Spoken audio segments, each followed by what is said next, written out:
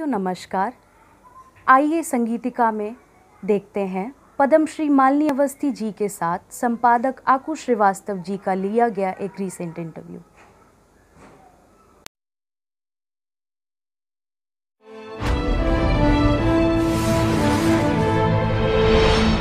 हवाओं में बैठा हो पहरा, असर देखो कितना है गहरा।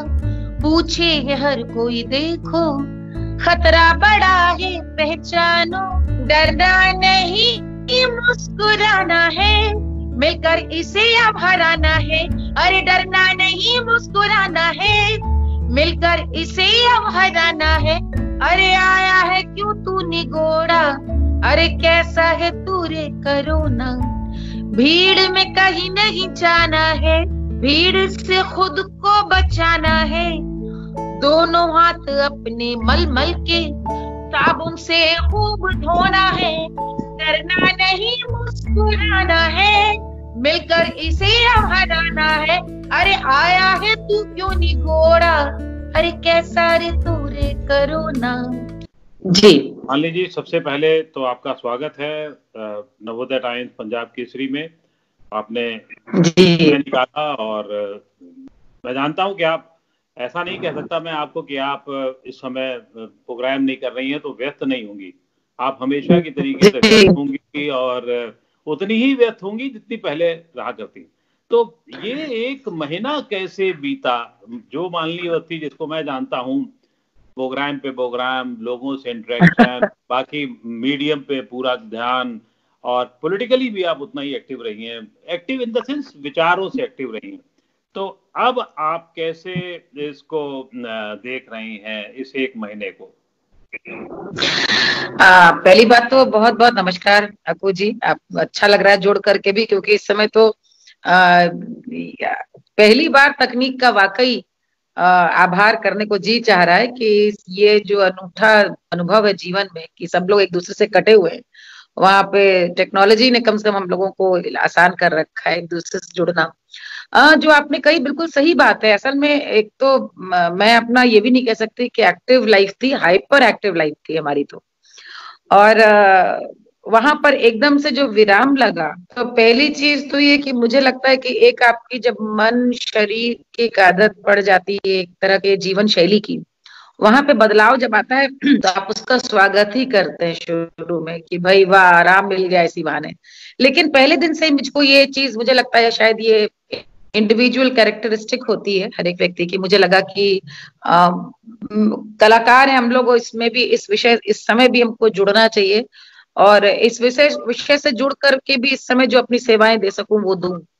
जिस समय ये जनता कर्फ्यू प्रधानमंत्री जी ने आह्वान किया था, मैंने उसी दिन ही गाना एक दिन पहले ही बना लिया था, बल्कि जबकि तब लॉकडाउन का आदेश भी नहीं आया था, लेकिन लग रहा था कि लंबा चलेगा। और वो गाना बहुत पसंद भी किया गया, प्राइम मिनिस्टर ने भी उसको रिट्वीट किया।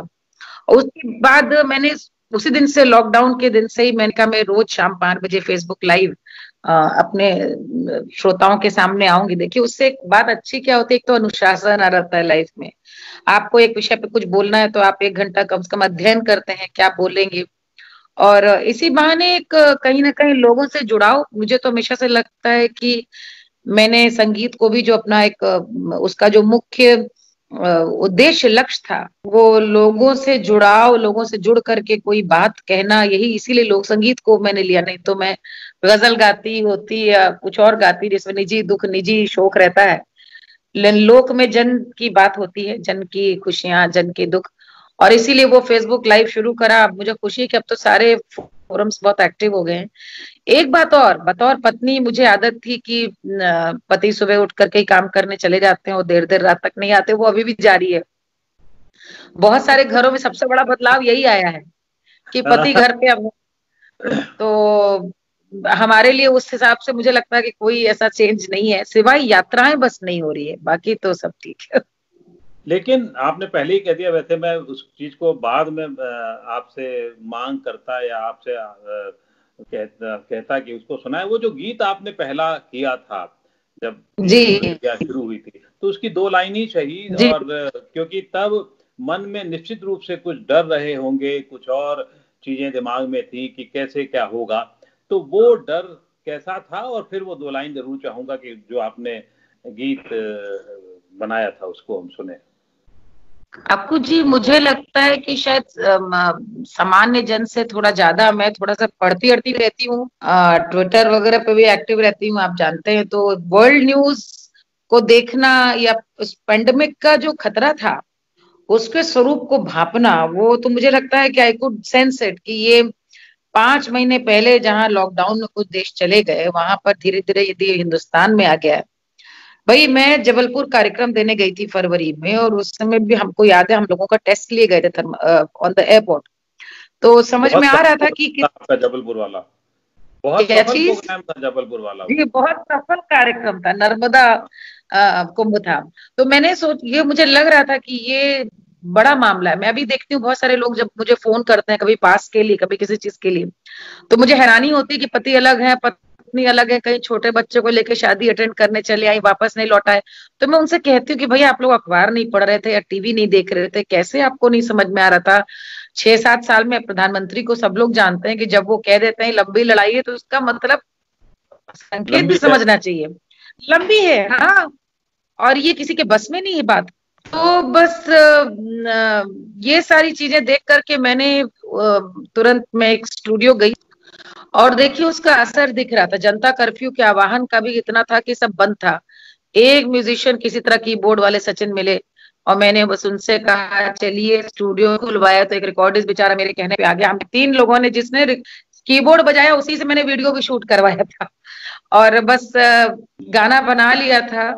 और उसमें शब्द मैंने यही लिखे थे कि हवाओं में बैठा हो पहरा, असर देखो कितना है गहरा, पूछे है हर कोई देखो, खतरा बड़ा है पहचानो, डरना नहीं मुस्कुराना है, मिलकर इसे अब हराना है। अरे डरना नहीं मुस्कुराना है, मिलकर इसे अब हराना है।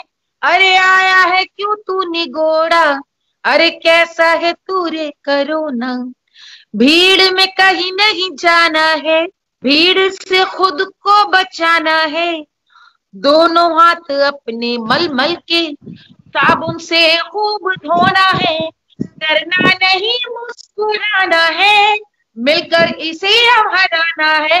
अरे आया है तू क्यों निगोड़ा, अरे कैसा रे तू रे करोना। तो ये खुद ही लिखा, खुद ही धुन बनाई।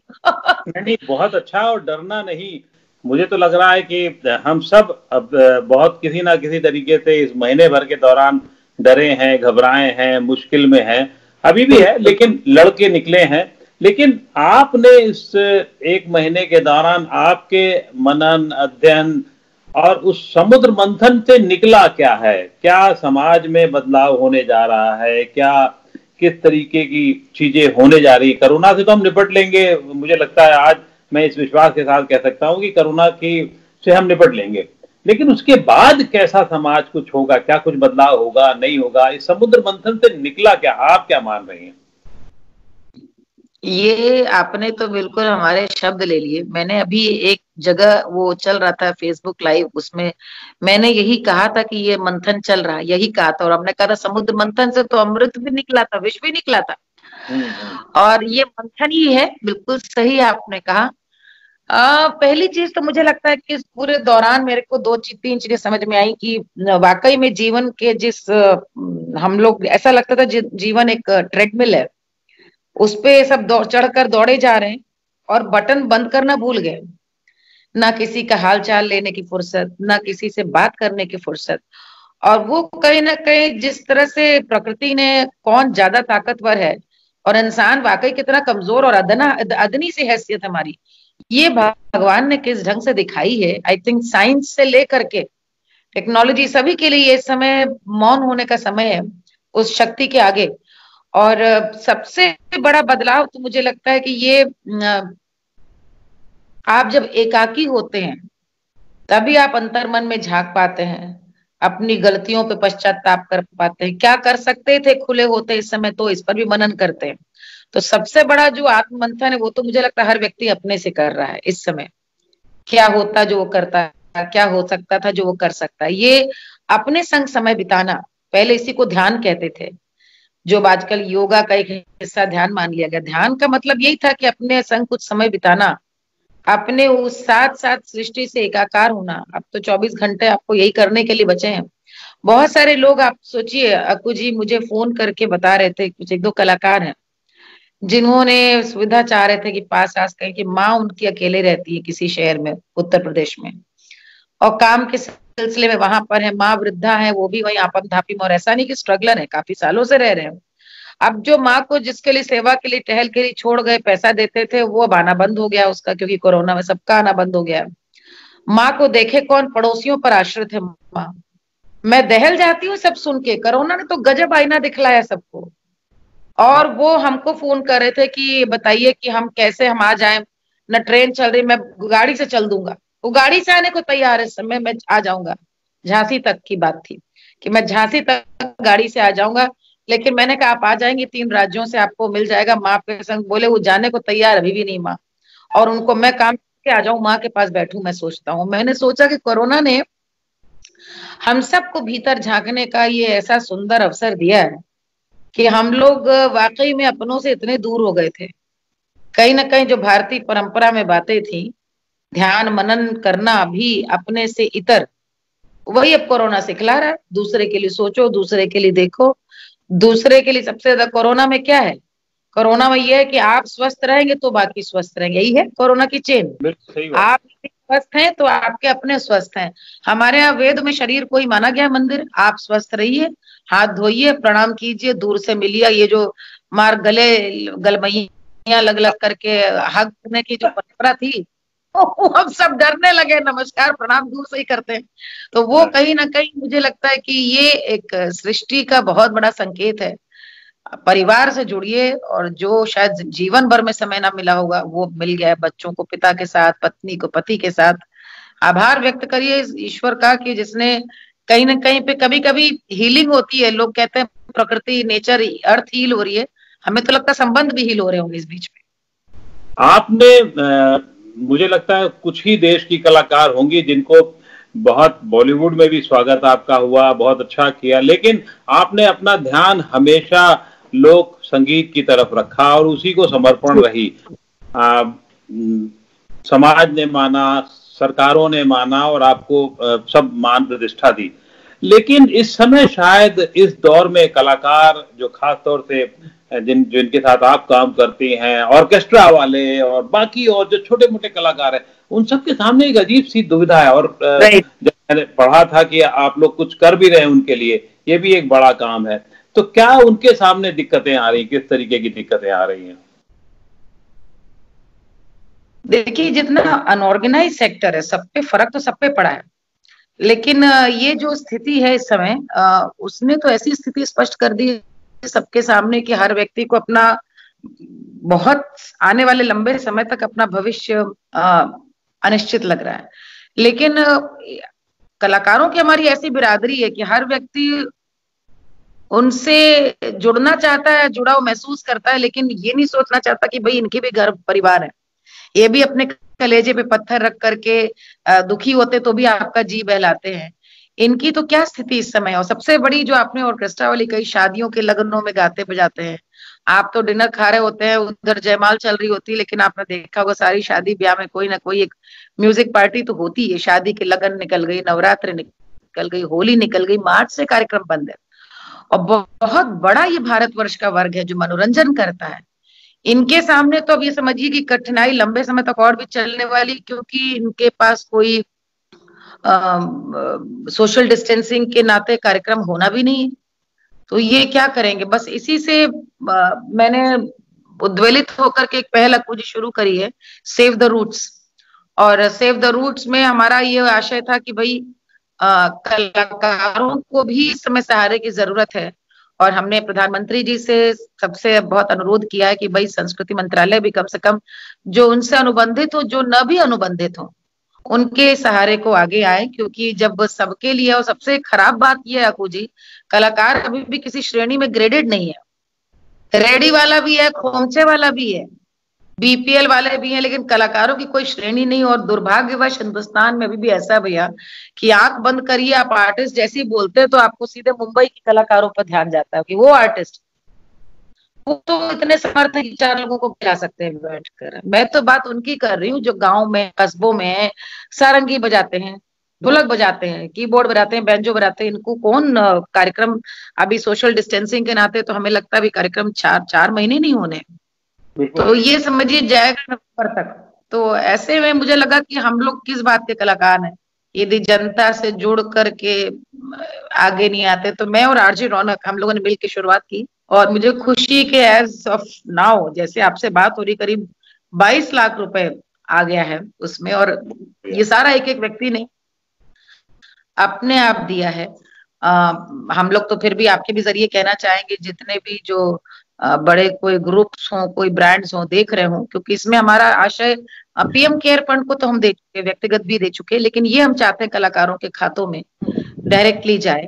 और हम लोग के पास कलाकारों ने अपने आप संपर्क करना भी शुरू कर दिया है। कीटो जो हमारा फंड रेजर है, हमने उनसे बात ये करी कि कोई ऐसा हम मॉड्यूल ढूंढे कि जिन कलाकारों तक जा रहा है वो चेक से, अकाउंट से, चाहे लोग कलाकारों वो फोटो खींच कर बता पाए कि भाई उनको मिल गया है, ताकि हम वो भी सार्वजनिक कर सके। इस मामले में एक लोगों को भी अच्छा लगेगा कि भाई इसमें अकू जी 5 रुपए देने वाले भी हैं, 10 रुपए देने वाले भी हैं, नहीं 100 रुपए देने वाले। हम भी ये अपील करेंगे कि सेव द रूट, मेरे ख्याल से आप यही कह रही हैं, सेव द रूट के माध्यम से लोग उसमें और पैसा दें ताकि गरीब जो जरूरतमंद कलाकार हैं उनका कुछ फायदा किया जा सके, उनको कुछ जीवन जीने के लिए मुहैया कुछ कराया जा सके। आपने सोन चिरैया नाम से एक संस्था भी बनाई थी जो नए कलाकारों को, नए लोक नृत्य वालों को, लोक कलाकारों को आगे बढ़ाती थी। लेकिन अब लोक, जैसा मुझे तो लग रहा है देश ही लोक में चला गया, वो एक पुरानी चीजों में जुड़ गया है।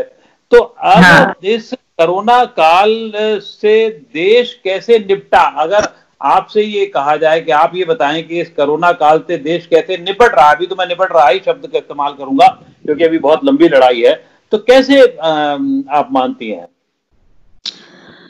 मुझे तो पहले तो लगता है कि बधाई देनी चाहिए कि अब बहुत अच्छा निपट रहा है। मुझे लगता है 80-85% जैसा हमारा देश है, देखिए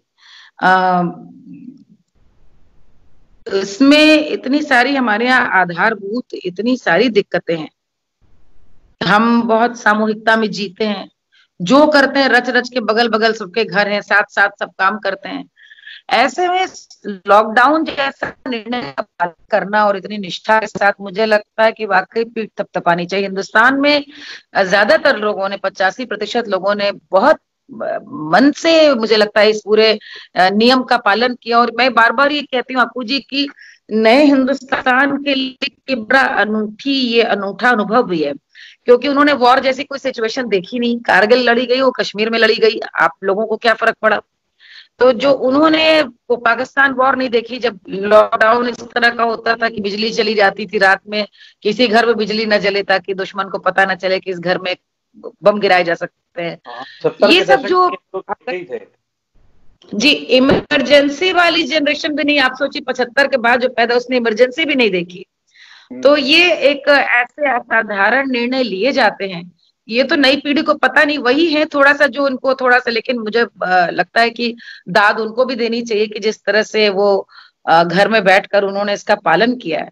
तो पहली बात तो ये कि निपटना, और हमारे यहाँ भारत में एक अच्छी चीज है, हम लोग अभी भी लगता है मुझे इतने सारे झंझावात आए अपू जी, देश अभी भी जो सुरक्षित तो खड़ा है तन के, वो इस बेसिकली हम बहुत उत्सव धर्मी देश है, हमारा इम्यून सिस्टम बड़ा तगड़ा है। अब हिंदुस्तानी तो वो लोग हैं जो कि रंगी हुई करेला खाते हैं, रंगा हुआ परवल खाते हैं।